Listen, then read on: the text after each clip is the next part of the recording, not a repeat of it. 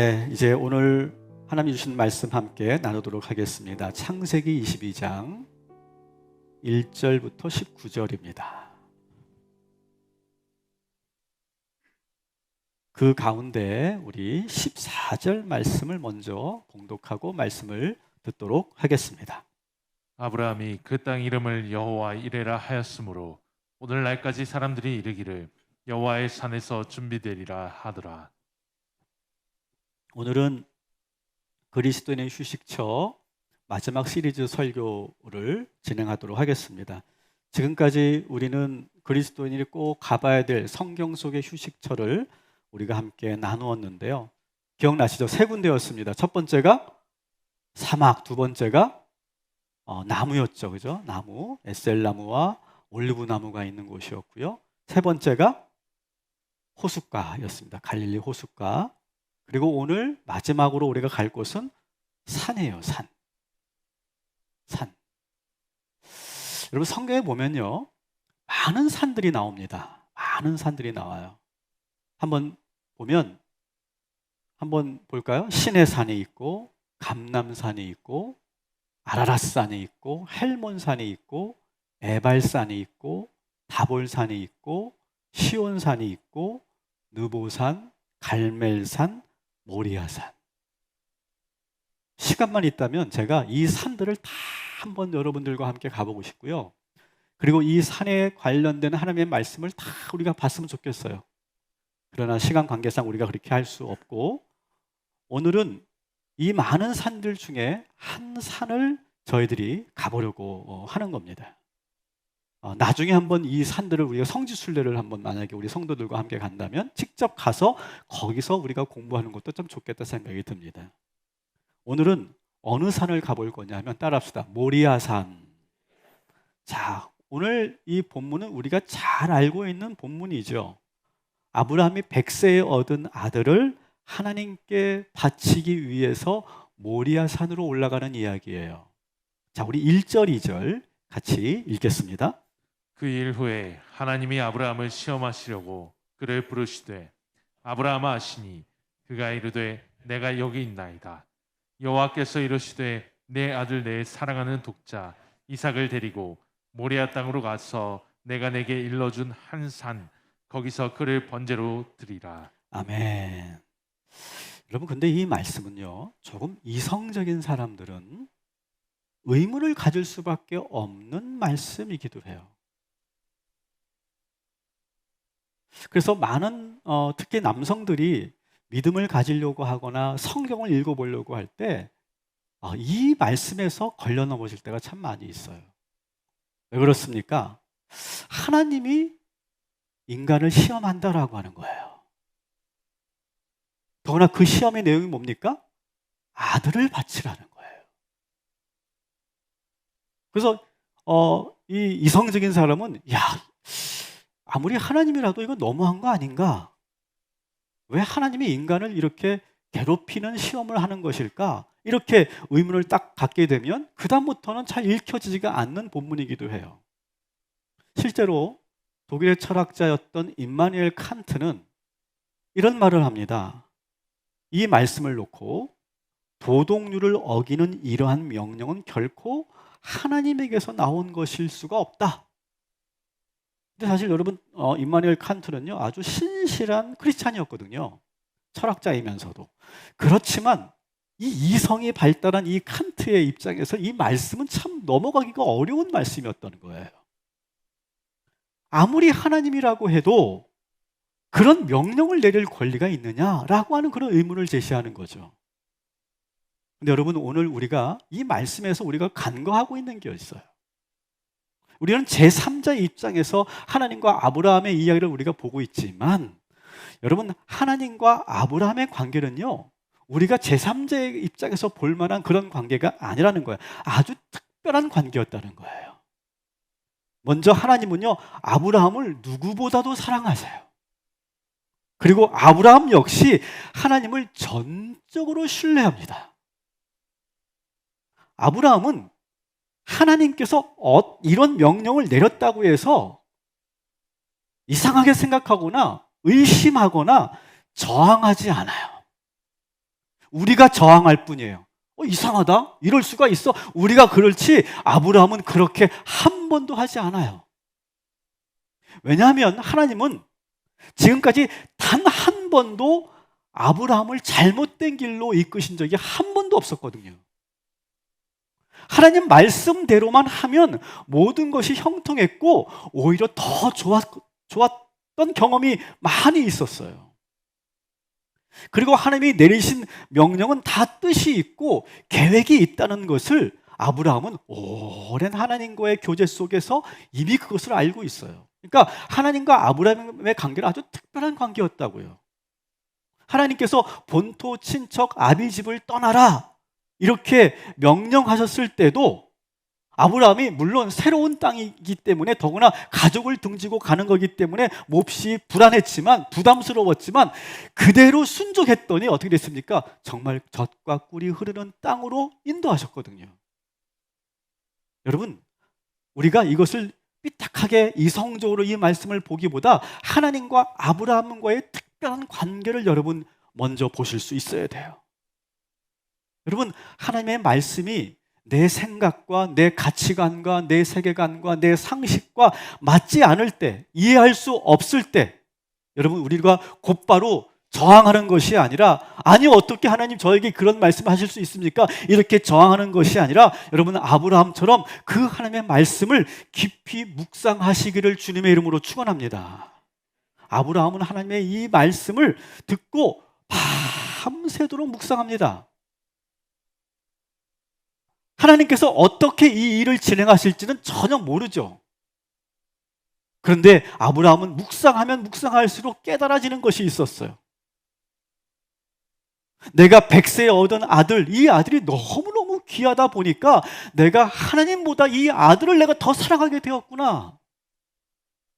아들에게 내가 너무 집착하는 내 자신이 보니까 아들이 나의 우상이 되었구나.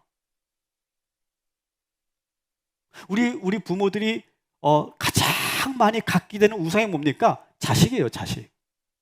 자녀가 우리의 우상이 될 때가 많아요. 그래서 지금 하나님께서 나에게 무언가를 말씀하시려고 하는 거구나. 그리고 잘 보니까 아들을 죽이라는 명령이 아니라 아들을 바치라는 명령이에요. 죽이라는 것과 바치라는 것은 전혀 다른 차원이거든요.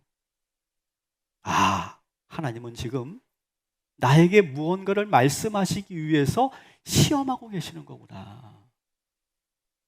이렇게 밤새워 묵상하면서 이 아브라함이 깨닫습니다. 여러분, 시험은 영어로 뭐라고 합니까? 테스트라고 하죠. 테스트. 우리 아이들이 학교에서 중간고사, 기말고사, 모의고사, 수학능력평가 이런 수많은 시험들을 치릅니다.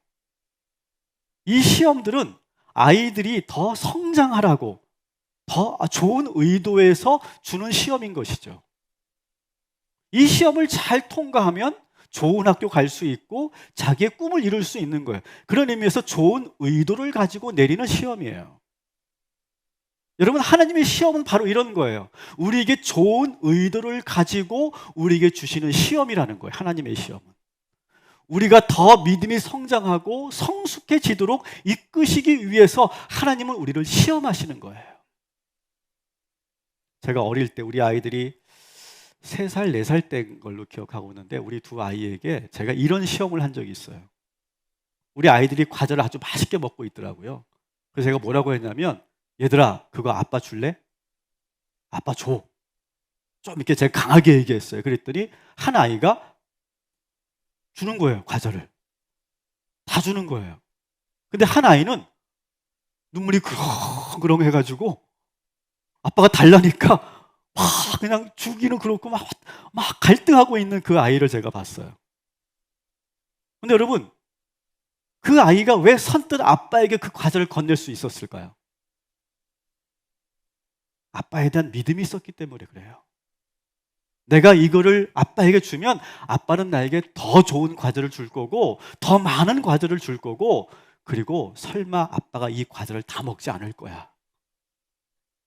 이 믿음, 이 신뢰가 있으니까 줄 수 있는 거예요. 순종할 수 있는 거예요. 여러분 따라합시다. 전적인 믿음이 순종하게 만듭니다. 여러분, 아브라함의 이 순종은요, 하나님이 무서워서 벌 받을까봐, 그래서 마지못해서 하는 순종이 아니라 하나님을 전적으로 믿었기 때문에 그래요. 하나님이 왜 나에게 이런 명령까지 하실 수 있어? 나는 그거 못해. 그렇게 저항하지 않았다는 거예요. 하나님께서 나에게 지금 이렇게 말씀하시는 데는 하나님의 계획이 있으시구나. 그래서 순종할 수 있었던 거예요. 여러분, 반면에 하나님만 시험하는 게 아니죠. 마귀도 시험합니다. 마귀도. 근데 성경에 보면 하나님의 시험은 테스트라고 이렇게 표기를 하고, 영어 성경에 보면 마귀의 시험은 테스트라고 하지 않고 템테이션이라고 이렇게 표기를 합니다. 유혹이라고 번역을 할 수 있겠죠. 근데 여러분, 하나님의 시험은 뭐라고 그랬죠? 좋은 의도로 우리에게 주는 시험이고, 마귀의 시험은 어떻습니까? 우리에게 나쁜 의도로, 우리를 무너뜨리기 위해서, 우리를 파멸로 이끌기 위해서, 궁극적으로는 하나님과 그 나와의 관계를 멀리하기 위해서 유혹하고 시험하는 거예요. 아브라함은 알았어요. 지금 이것이 하나님의 시험인지 마귀의 시험인지를 알았어요. 하나님의 시험이었죠.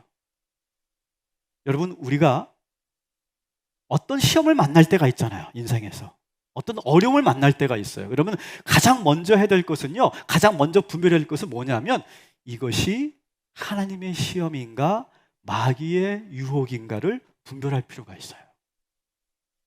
이것을 먼저 우리가 할 필요가 있다는 거예요. 그리고 나서 그 문제를 대하면 그 태도에 따라서, 그 방향에 따라서 완전히 우리가 문제를 푸는 방식이 달라지는 거죠.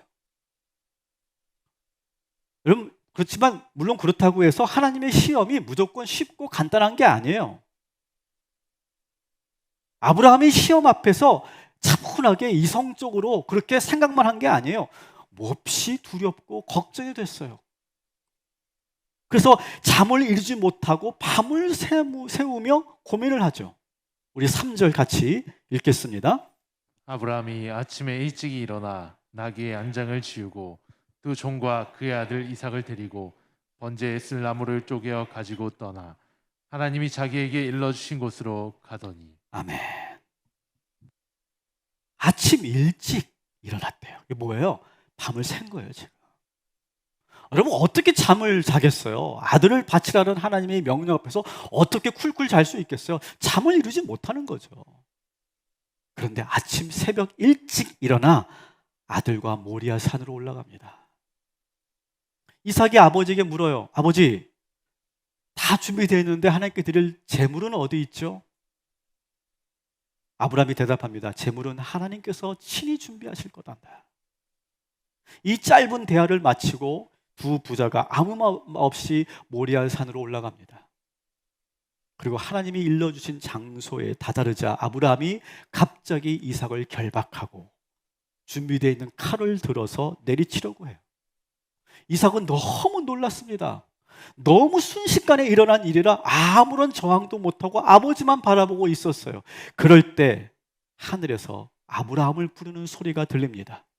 11절 12절 같이 읽겠습니다. 여호와의 사자가 하늘에서부터 그를 불러 이르시되 아브라함아 아브라함아 하시는지라. 아브라함이 이르되 내가 여기 있나이다 하매 사자가 이르시되 그 아이에게 내 손을 대지 말라. 그에게 아무 일도 하지 말라.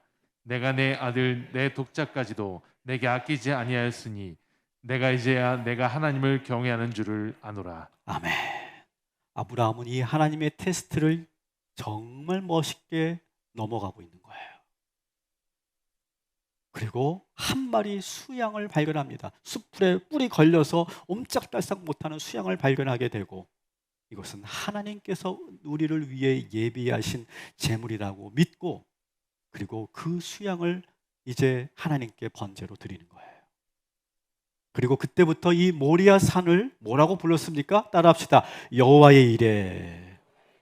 이 모리아 산을 그래서 그때부터 여호와 이레라고 불렀던 거예요. 여러분, 하나님과 나와의 관계가 가장 중요한 거예요. 여러분, 하나님을 전적으로 믿고 신뢰하면 하나님께서 우리를 어디로 인도하시든 뭐라고 말씀하시든 우리는 두려울 것이 없는 줄 믿으시기 바랍니다. 물론 우리의 머리로는 다 이해할 수 없어요. 다 알 수 없어요. 어떻게 우리가 하나님의 뜻을 다 알아요? 미리 그걸 짐작할 수 있어요? 몰라요. 그런데 우리를 어디로 인도하시든지 우리는 두려울 것이 없어요. 왜? 믿음만 있으면 되는 거예요. 물론 다 이해할 수 없고 그래서 불안하겠지만 여러분, 여호와 이레의 하나님을 여러분 확고하게 믿으시기를 주님의 이름으로 축원합니다. 여러분, 현재 여러분들이 지금 어렵고 힘든 상황에 놓여 있다면 여러분, 그 상황 속에서도 여호와 이레의 하나님을 믿고 그리고 하나님의 축복을 여러분 믿으면 반드시 하나님께서 여러분을 복된 길로 인도하여 주실 줄 믿습니다. 하나님은 이 시험을 멋있게 이겨낸 아브라함에게 이렇게 축복의 약속을 하시죠. 우리 16절부터 18절까지 같이 읽겠습니다. 이르시되 여호와께서 이르시기를 내가 나를 가르쳐 맹세하노니 내가 이같이 행하여 내 아들 내 독자도 아끼지 아니하였은즉 내가 내게 큰 복을 주고 내 씨가 크게 번성하여 하늘의 별과 같고 바닷가의 모래와 같게 하리니 내 씨가 그 대적의 성문을 차지하리라. 또 내 씨로 말미암아 천하 만민이 복을 받으리니 받으리니 이는 내가 내가 나의 말을 준행하였음이니라. 아멘. 여러분, 이러한 축복을 여러분 하나님의 시험을 잘 통과해서 이런 축복을 누리시기를 주님의 이름으로 축원합니다. 자, 그런데 이 모리아산 이야기는요, 여기서 끝나지는 않아요. 여러분, 모리아산이 어디에 있는 산일까요? 어디에 있는 산일까요? 동탄에 있어요? 어디에 있을까요? 이스라엘 어디에 있을까요? 예루살렘에 있는 산이에요. 제가 지형도를 보여드리면 예루살렘은요, 큰 산이 3개가 있어요. 첫 번째가 시온산, 따라합시다. 시온산, 모리아산, 감람산. 그러니까 우리가 예루살렘을 성지순례를 한다면 이 3개의 산을 꼭 가봐야 되는 거예요. 자, 저 시온산은 어디냐 하면 여러분, 이스라엘이 예루살렘을 수도로 세운 때는 언제입니까? 다윗 왕 때예요. 그 전에 오랜 역사 동안 예루살렘은 이스라엘의 땅이 된 적이 없었어요. 아주 오랜 시간이 지난 후에 다윗에 의해서 가까스로 여보수 족속에게 이것을 싸워서 정복한 땅이에요. 그래서 시온산에다가 헤롯 성을 짓습니다.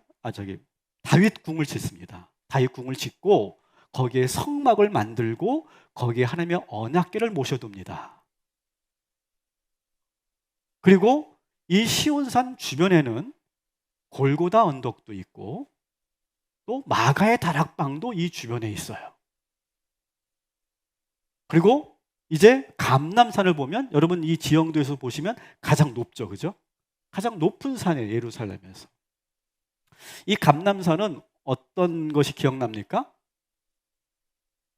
예수님께서 잡히시기 전날에 마지막으로 기도했던 뭐가 있는 곳이죠?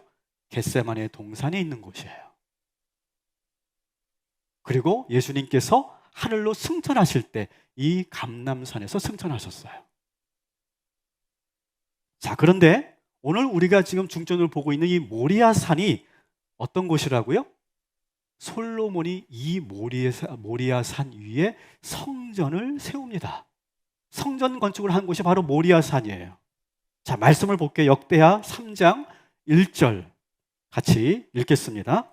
솔로몬이 예루살렘 모리아산에 여호와의 전 건축하기를 시작하니 그곳은 전에 여호와께서 그의 아버지 다윗에게 나타나신 곳이요 여부스 사람 오르날의 타작마당에 다윗이 정한 곳이라. 아멘. 자, 그런데 여러분 좀 의문이 가는 게 있죠. 우리는 보통 하나님의 성전은 어느 산 위에 있다고 자꾸 우리가 노래에서나 말씀에서나 그렇게 하십니까? 어느 산이라고 그래요? 시온산이라고 하는데, 다시 지형들 보여주세요. 시온산이라고 하는데 시온산이 아니고 모리아산이에요. 좀 이성적인 분들은 이거 왜 그러지? 라고 의문을 좀 가져야 돼요. 자, 그 이유를 제가 설명을 드릴게요. 자, 먼저 하나님의 언약궤는 어디에 모셔져 있었다고 그랬죠? 시온산 다윗이. 그런데 그의 아들 솔로몬이 이 모리아산, 이걸 아버지가 미리 이 터를 준비해 놓았죠. 그리고 이곳에 성전을 짓고 성전 건축을 하고 이제 언약궤를 어떻게 해야 돼? 이제 성전으로 다시 옮겨와야 되잖아요. 그러면서 이 모리아산과 시온산 일대를 모두 그냥 이렇게 시온산이라고 부르기 시작한 거예요. 그래서 그때부터 여호와의 성전은 시온에 있다 이렇게 말하게 된 거고, 시온산 이렇게 말하게 된 거예요. 그런데 이 시온산이라는 개념이 더 확대됩니다. 그 이후에. 그래서 바벨론 포로로 끌려간 이스라엘 백성들은 항상 예루살렘을 생각하고 이스라엘 고국을 생각할 때 항상 뭐라고 얘기합니까? 시온의 땅, 거룩한 시온을 계속 생각하게 되는 거예요. 그래서 이 시온이 원래는 이 예루살렘 산 중에 하나였었는데 그 개념이 점점점 확대되어서 이제 예루살렘 전체를 시온산이다 이렇게 부르게 된 거예요. 아시겠죠? 별로 이렇게 그러든지 말든지 그런 반응이신데 여러분, 근데 제가 이 말씀을 드리는 이유가 있어요. 여러분, 모리아산이 어떤 곳이라고 그랬죠? 아브라함이 하나님의 말씀을 믿고 순종했던 곳이라고 그랬죠. 그래서 여호와의 이레의 축복이 내린 곳이죠. 그래서 모리아산을 여호와 이레라고 부른다고 그랬죠. 근데 그 위에 뭐가 세워졌다고요? 하나님의 성전이 세워졌다는 거예요. 이게 다 우연인 것 같지만 다 하나님은 다 계획하고 계셨던 거예요. 그래서 여러분, 이 안에는 아주 중요한 신학적 의미가 여기에 있어요. 여러분, 교회는 어떻게 세워지는 걸까요? 제가 교회의 구조를 이렇게 한번 설명해 볼게요. 교회는요, 이 교회 밑에는 뭐가 있을까요? 예수 그리스도의 보혈의 피가 흐르고 있는 거예요. 그 피 위에 교회가 세워졌어요. 그리고 성도들의, 따라합시다, 믿음, 순종, 헌신. 성도들의 믿음과 순종과 헌신이 기둥으로 세워지는 거예요. 하나님을 전적으로 믿는 거예요. 전적으로 믿으면 뭐가 따라온다고 그랬죠? 순종이 따라온다고 그랬죠. 근데 그 순종은 머리로만 하는 순종이 아니에요. 아브라함이 순종하기 위해서 생각만 했습니까? 장작을 들고 모리아 산으로 땀 흘리며 올라가잖아요. 헌신이 있었단 말이죠. 헌신. 믿음과 순종과 헌신의 기둥으로 이 교회가 세워지는 거예요. 근데 여기서 끝나지 않고 이렇게 예수 그리스도의 보혈의 피가 흐르고 성도들의 믿음과 순종과 헌신이 있고, 그럴 때 뭐가 임합니까? 여호와의 이레의 역사가 나타난다는 거예요. 여러분, 교회는 하나님이 세우는 것인 줄 믿으시기 바랍니다. 교회는 하나님이 준비하시고 하나님께서 세우시는 거예요. 아브라함에게 그렇게 시험하실 때부터 이미 하나님은 이 모리아 산을 거룩한 성전이 되도록 준비하고 계셨던 거예요. 여러분, 우리 동탄 꿈의 교회는 사람이 세운 것이 아니에요.